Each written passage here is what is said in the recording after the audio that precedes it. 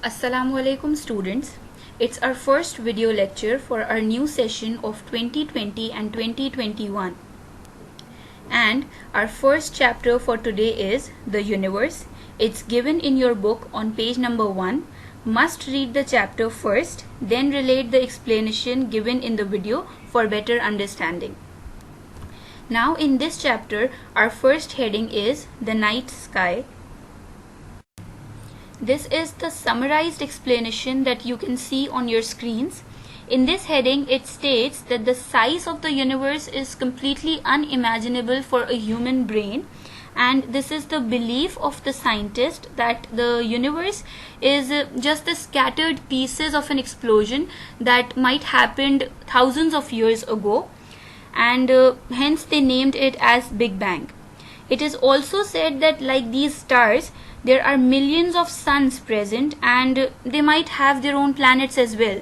But we cannot see those planets or that sun no matter how much powerful our telescope is. This is the only thing that is explained in this paragraph written in your book. Our next heading is distances in space.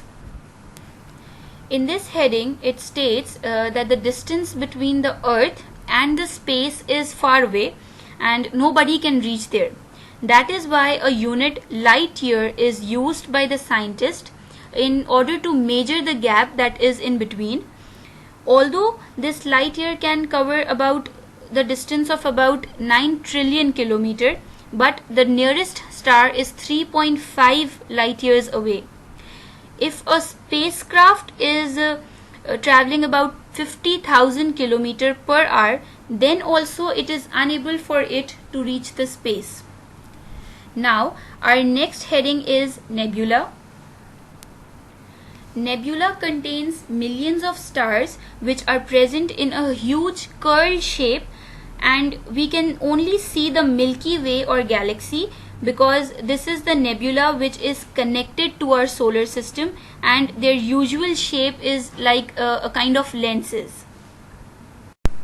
Now let's move on to our next heading, that is about solar system.